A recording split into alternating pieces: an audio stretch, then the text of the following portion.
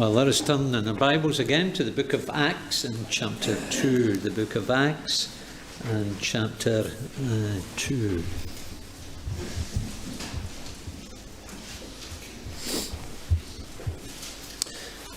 There is a very popular job title around today which didn't exist 70 or 80 years ago, and that is the role of the consultant. You read about consultants in every topic under the sun today, and it's become a very popular role. And what is their function? Well, many companies and organisations today will ask someone to come in from outside and do an inspection or an audit of their organisation, of their workplace. The consultant will spend a week or a month, or perhaps 6 months, depending on the size of the organisation, and he'll walk around the place and he'll make observations as to how pleasant the working environment is, how efficient the manufacturing process is, what relationships are like between employees and employers, what safeguards are in place, and what risks to employees or the public still exist. And having completed their observations, they will go away and they will write up a report highlighting the strengths and weaknesses of the organisation and suggesting ways in which it could be improved. And surprise, surprise, consultants usually charge a fortune for doing that. Which raises the question, why do companies, why do organisations go to that trouble and that expense? They do so because they recognise there is some value in having a fresh pair of eyes from outside looking in and assessing the organisation more objectively. And so let's imagine that we as a church brought in a consultant. Not necessarily a Christian consultant, just a consultant. To spend 6 months with us. And rather than get actively involved in the life of the church, this was someone who simply made observations of our life as a church. Over the 6 months, they attended all the weekly activities of the church. They observed our relationships with one another within the church. They chatted to others they chatted to those who regularly attended the church, and they chatted to others whose attendance was more irregular to find out why. And having done their interviews and having made their observations, they went away to write their report. 3 months later, we received their long-awaited report, all 300 pages of it. Can you imagine? What is there to say? What is there to say? It would take 300 pages, but that is the way it goes. 300 pages, but don't you worry this morning. You don't need to plough through 300 pages, because on the front page of the report, there is a little summary which says, quote, "Like every other organisation, Ebenezer Evangelical Church has its strengths and its weaknesses, its faults and its failings. Ebenezer clearly prioritises some aspects of church life over others. And amongst their biggest priorities are..."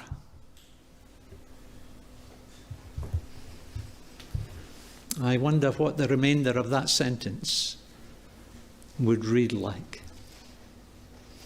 For someone looking in from the outside, what would they think our priorities were? How would those priorities compare with the priorities of the original Spirit-filled church in Acts 2, verse 42, who devoted themselves to the apostles' teaching and to the fellowship, to the breaking of bread and to prayer. Today we're going to be considering the fourth and final of those priorities, which was they devoted themselves to the prayers, which leads me to my first point this morning, and that is the nature of prayer. The nature of prayer. Now, the Bible says that because of our willful and our deliberate rebellion towards our Creator, we are cut off from Him, we are separated from Him.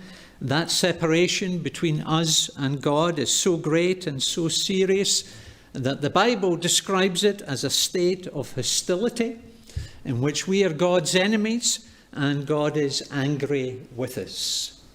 And on hearing that, you may be thinking to yourself, well, it's not quite what I was expecting to hear on this dreary February morning. I came to church thinking it would brighten me up. I came to church thinking that those Christians had some good news to tell me. And yes, you're right. We do have some good news to tell you. But it's only as you grasp the seriousness of the bad news that you'll appreciate how good, how great the good news really is. And the reason I say that is because rather than leave men and women to suffer the eternal consequences of their rebellion towards God and subsequent separation from God, God in His love has done something utterly amazing. In order to rescue sinners from their desperate separation from God in the present, and in order to rescue sinners from their deserved separation from God for all eternity, God sent His Son, the Lord Jesus Christ, into this world. And being the only person who lived his entire life in relationship with God, Jesus went to a cross outside Jerusalem, and He voluntarily experienced the frightening separation from God that sinners like you and me deserve to experience for all eternity. And the great news this morning is that through trusting in what Jesus has done, you and I can be reconciled with our Creator. We can be brought into relationship with the holy God that we have so seriously offended and so seriously rebelled against. And far from being a reconciliation in which we merely decide to stop the war, as it were, rather than merely being a reconciliation in which we agree to a 30-day ceasefire, the death of Jesus Christ has secured for all who trust in Him a reconciliation which is so great that we actually become members of God's family. We become God's children. And in doing so, we come to know God as our Father.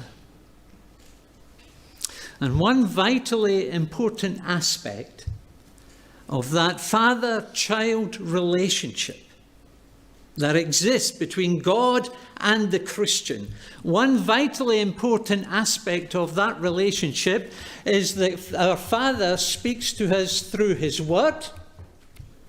He speaks to us through His Word, and we speak to Him in prayer. Prayer is the enormous privilege of mere mortals like you and me speaking to the eternal God. In prayer, we have the privilege of expressing our love for Him and our gratitude for all that He has done for us. In prayer, we have the privilege of bringing to Him our cares and our concerns, bringing them to our Heavenly Father, who loves us and cares for us as no one else has ever done. In prayer, we have the privilege of asking for God's help. in every area and aspect of our lives, asking for his help in the big problems of life and asking for his help in the small detail of life. As we sang a little bit earlier in the service, can we find a friend so faithful, who will all our sorrows share? Jesus knows our every weakness. Take it to the Lord in prayer. Did you hear that? Jesus knows our every weakness. And what we are doing in prayer is that in our weakness, we are expressing our dependence upon God. That is true of our prayers individually as Christian people, and that is also true of our prayers collectively as a Christian church. Which leads me to my second point this morning, and that is the need for prayer in the life of the church. The need for prayer in the life of the church. Now, if you compare English translations, you will notice that they vary slightly in their wording of Acts 2, verse 42. Not with regards to the four aspects of church life that are mentioned there, but with regards to their use of the definite article before those four things. They vary in their use of the little word the. So, for example, the NIV has a the before the first three on the list, but not the last one. The ESV has a the before the first, the third and the fourth, but not the second one. Strictly speaking, there should be a the before all four. They devoted themselves to the apostles' teaching and to the fellowship, to the breaking of bread, and to the prayers. And the significance of the word the before the word prayers indicates that it wasn't just prayer in general that these people committed themselves to, but to the prayers in particular, i.e. the prayers of the church. You see, it's at the same time as there is an important place for personal prayer in our lives as individual Christians, as we will discover this evening, there is also an important place for prayer in the life of the church. The original Spirit-filled church wasn't just a church made up of praying individuals. It was also a church that was corporately committed to prayer. That is what Acts 2 verse 42 indicates, and that is what other references throughout the remainder of Acts demonstrates. For example, towards the end of Acts 4, as we read earlier, we find the early church praying. In Acts 12, the church is praying again. At the beginning of 13, it's praying again. In Acts 14, the church is praying. In chapter 21, we find the church praying again. Please note, those are not references to the apostles praying or to various individuals praying. Those are references to the church coming together to pray. The New Testament church was a praying church. And the reason she was a praying church was because she recognized her utter dependence upon God.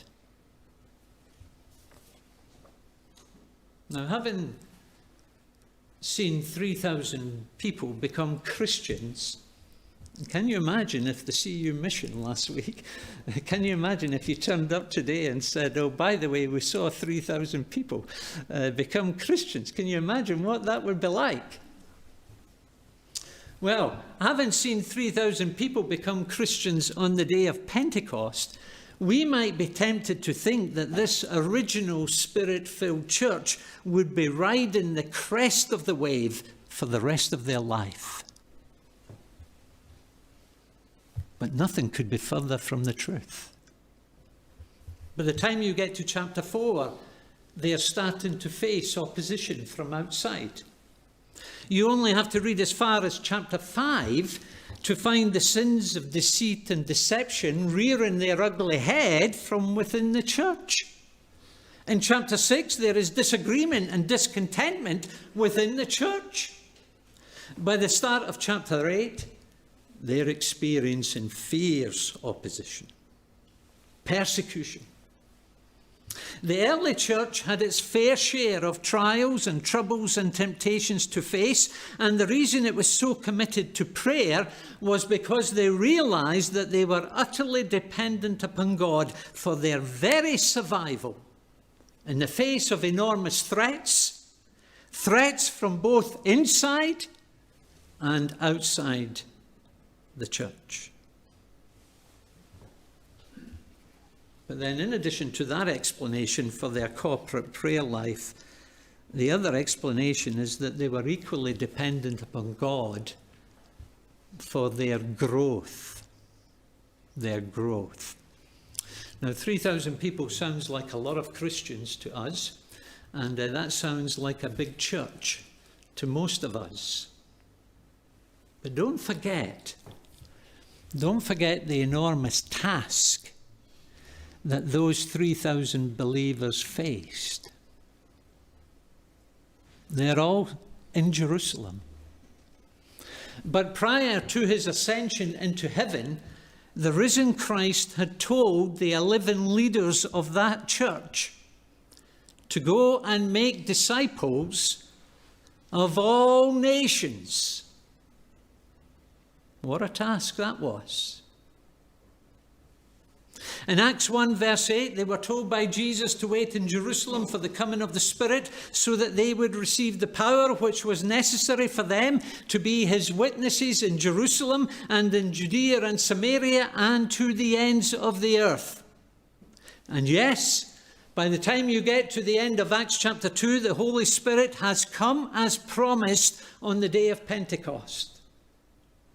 But his coming did not mean that the task of taking the gospel to the ends of the earth was now entirely simple or straightforward. Far from it. And the rest of the book of Acts demonstrates that. And therefore, if they were going to fulfill the Great Commission entrusted to them by the risen Christ, then they were continually and utterly dependent upon God, working by his Spirit in their lives, in the life and witness of their church, and in the lives and the experience of those that they sought to reach with the gospel. The coming of Jesus Christ and the coming of the Spirit on the day of Pentecost did not abolish the principle that God's people were taught 1,000 years before Christ. And that principle is Psalm 127 verse 1. Unless the Lord builds the house, its builders labor in vain. And consequently, the early church prayed to express its absolute dependence upon God, not only for its survival, but for its continuing progress and growth. And do you realize that many years later, we are no less dependent upon God? Now, compared to some Christians in other parts of the world, it's true to say that we have a lot to be thankful for here in this country. Unlike our fellow Christians elsewhere, we haven't needed to meet in secret this morning. And unlike our fellow Christians elsewhere, you weren't looking over your shoulder to see who was watching you or filming you as you made your way to church this morning. You didn't need to worry about any of that. And so in many ways we have it We have it quite cosy and comfortable here, do we not? The problem is that such comfort can make us complacent about our lives as Christian people and about our future existence as a Christian church. Just because there's no immediate threat from Islamic extremism or a totalitarian state, because there's no of those threats, we can begin to assume that the future of the church here is guaranteed, when all the time we're oblivious to the other dangers that we face as a church, week in and week out.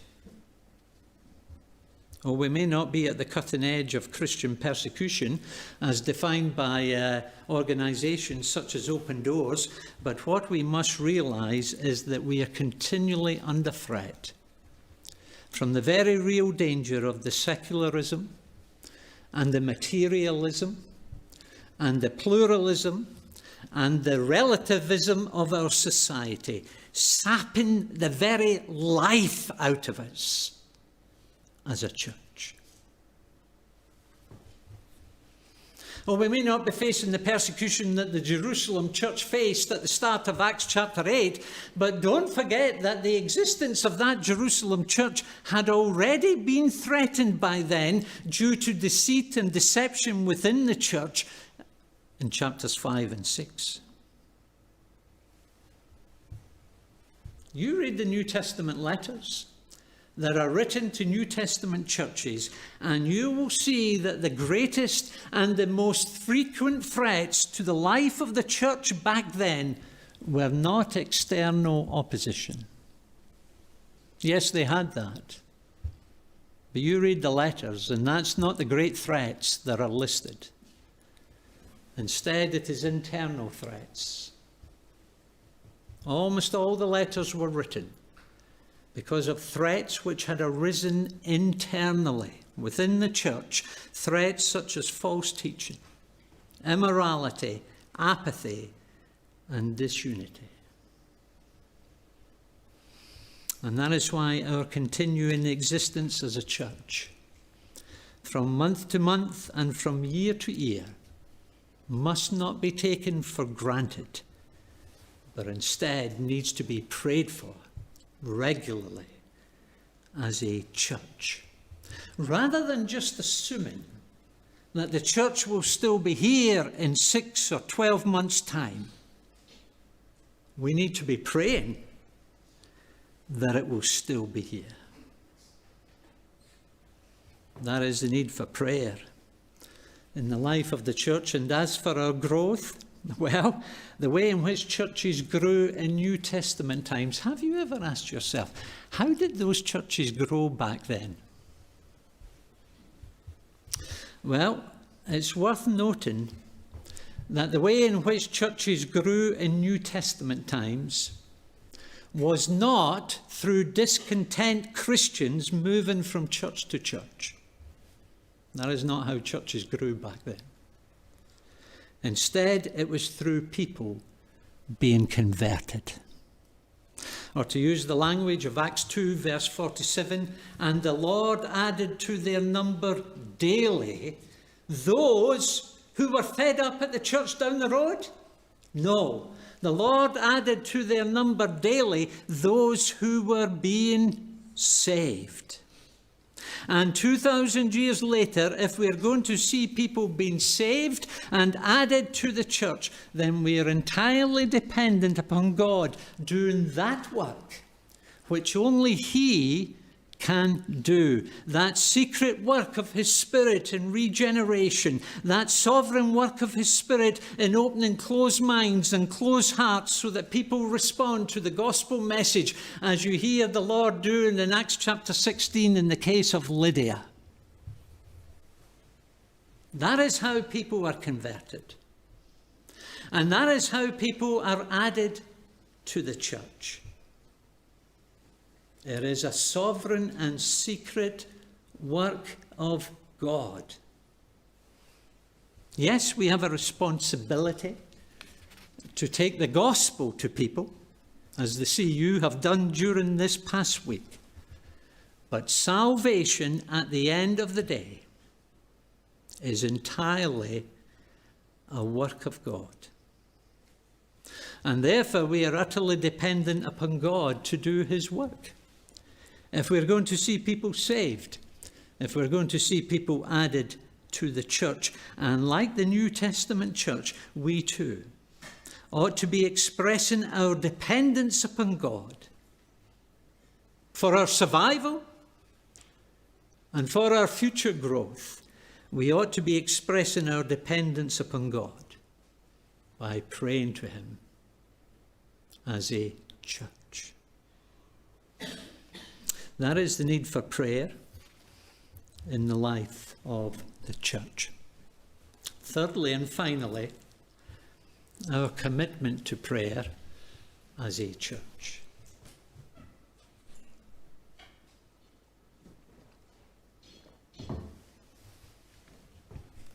Now let's return for a moment to my original illustration of getting a consultant in to observe our strengths and our weaknesses as a church. And having ploughed through 280 pages of his 300-page report, we come to his recommendations. That's how these reports usually end. We come to his recommendations for us as a church. And within that section of the report, we read these words. If the long-term future and growth of this church is to be guaranteed, then it is recommended that the church implements the following changes.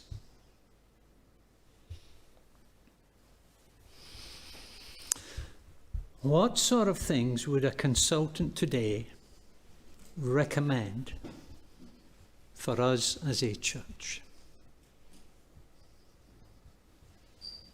Please note, he's not a Christian consultant. He's just a consultant looking in from outside. What sort of things would a consultant today recommend for us as a church? Well, in view of what I said a couple of weeks ago, you might expect to see filtered coffee amongst his recommendations. In view of the considerable time people spend online these days, we would almost certainly expect to be told that we should have more of a presence on social media. Some of you would no doubt expect to see a recommendation that we become more contemporary so that we appeal more to a younger generation. Some of you will be hoping that there is a reference to the length of the sermons and that they should be significantly reduced. Others of you might expect to see a recommendation relating to the decor of the building. Those are some of the things that a pair of eyes looking in from outside might want to recommend for us as a church. But then let's imagine that it's not him that's writing that report. Let's imagine that it's you that's writing that report. What sort of things would appear in your list of recommendations?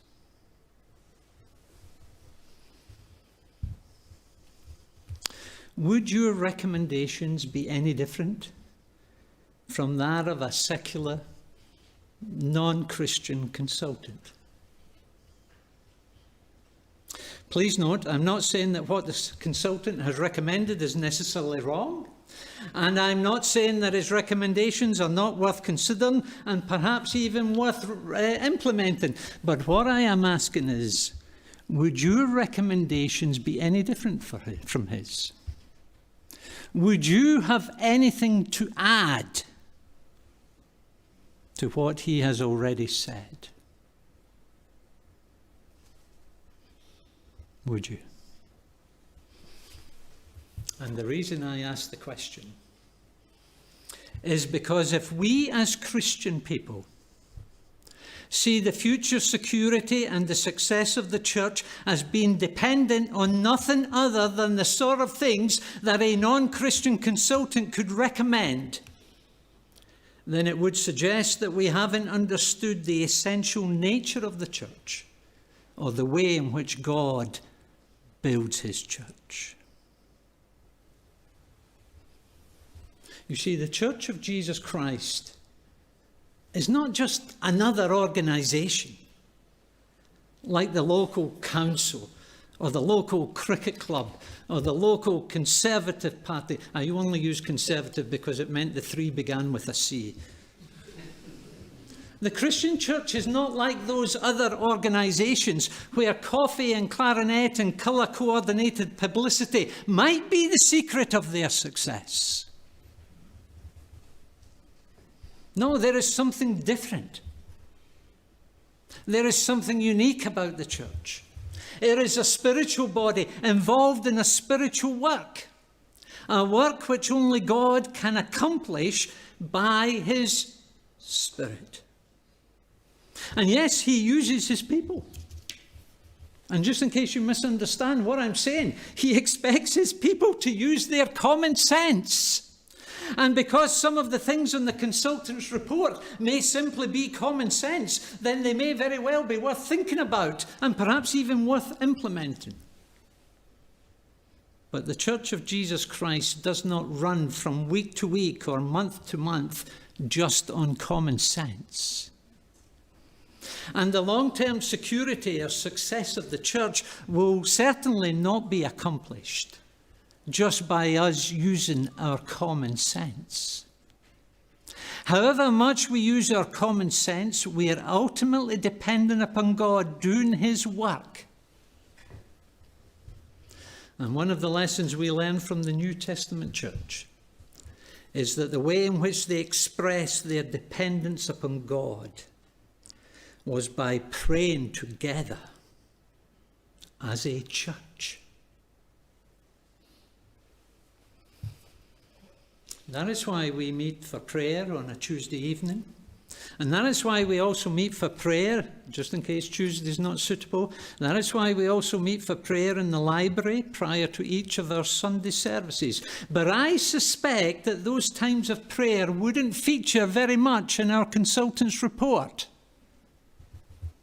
One thing you wouldn't find on a non-Christian's list of recommendations is that if a church wants both its immediate and long-term future to be secure, then it needs to be praying more together as a church. A non-Christian would never think of that. But the question is, would we think of that?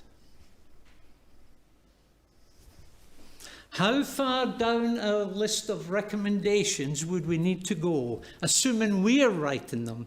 How far down our list of recommendations would we need to go before there was a reference to the importance of prayer in the life of the church?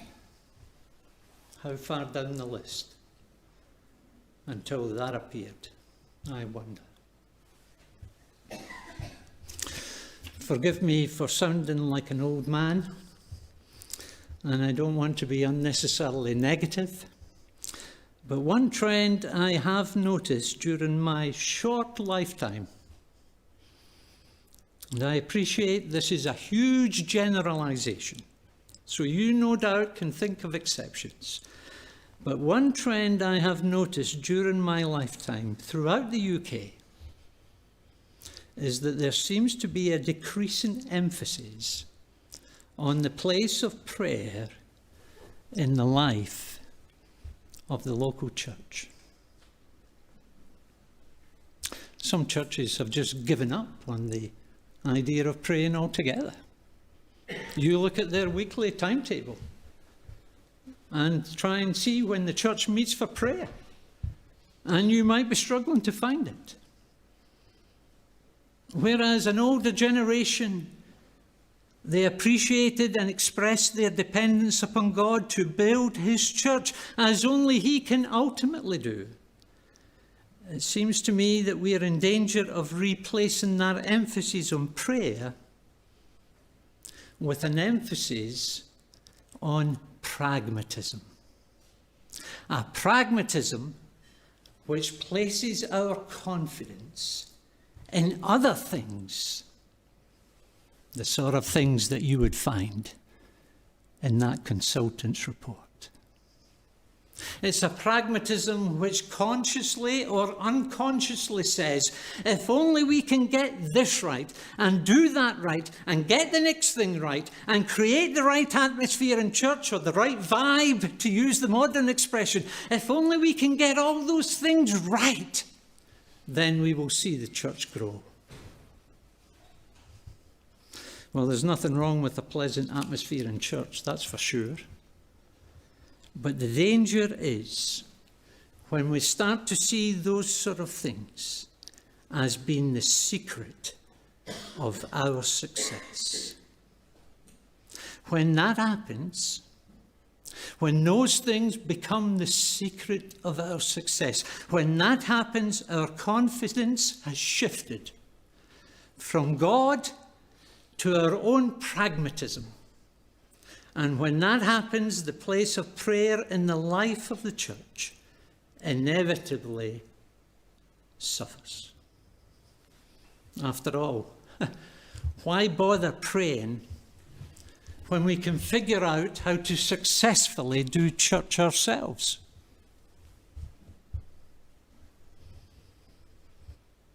Have you ever wondered why that original Spirit-filled church in Acts 2 couldn't figure out how to successfully do church by themselves? Why did they as a church have to commit themselves? Why did they as a church have to devote themselves to prayer? They did so because however much common sense they used, and they used it, and however culturally sensitive they were, and they were that as well, but however much they did those things, they believed that at the end of the day, they were utterly dependent upon God as a church, both for their present survival and for their future growth. And they expressed that dependence in their commitment to praying as a church.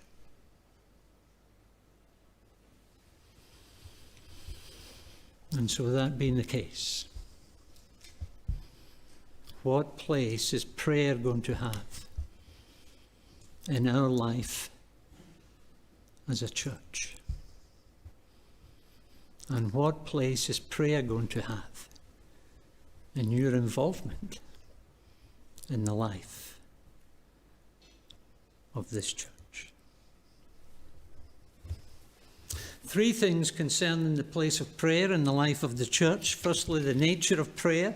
Secondly, the need for prayer in the life of the church. And thirdly, our commitment to praying as a church.